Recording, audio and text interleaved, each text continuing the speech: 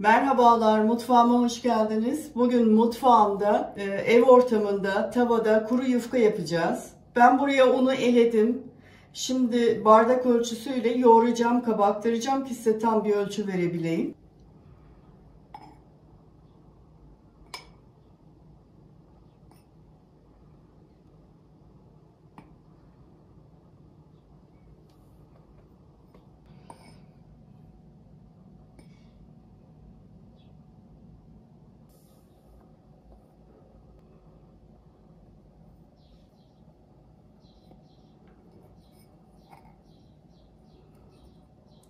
Buraya 9 bardak 200 milim bardak ile 9 bardak unumu ilave ettim. Hamurumuz zaten un, tuz ve sudan oluşuyor. Siz miktarını buna göre ayarlayabilirsiniz.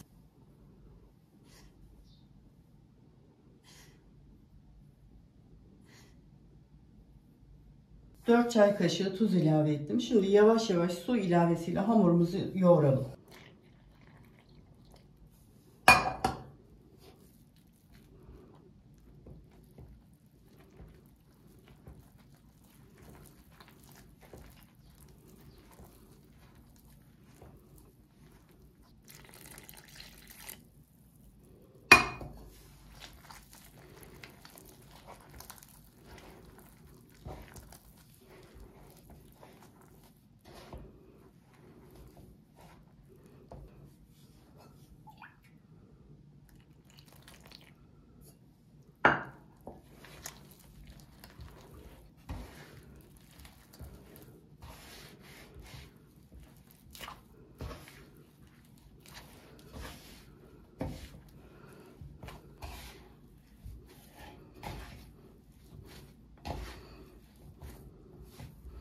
Hamurumuzu çok iyi yoğuralım ki rahat açılabilsin. Şimdi ben bunu tezgahıma alıyorum.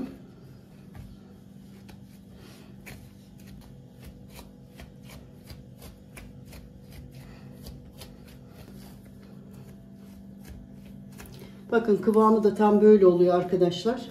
Çok aşırı sert değil ama ele de kesinlikle yapışmıyor. Şimdi ben bu hamurumu şöyle bir 10 dakika 15 dakika bir dinlendireceğim. Ondan sonra açma aşamasında tekrar görüşelim.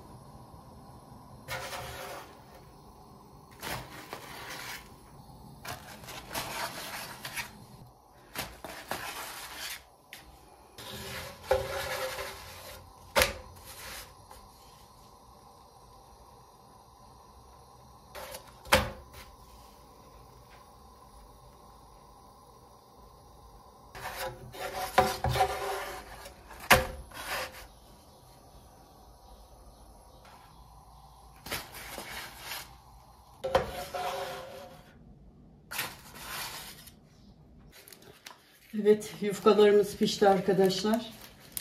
Benim verdiğim ölçülerle tam 22 tane. Tavanın büyüklüğüne göre de değişebilir. Ekmeğimiz oldu. Şimdi bunlar belli bir zaman sonra kuruyacaklar. Yiyeceğimiz zaman hafif hafif ıslatıp üzerine kapatıp bir 15-20 dakika sonra yemeye başlayabiliriz. Gayet güzel oldular ve gerçekten de çok güzel kokuyorlar. Ev ortamında kuru yufka yaptık. Bugün de tarifimin sonuna gelmiş olduk. Bir dahaki tarifimde buluşmak üzere diyorum. Hoşça kalın.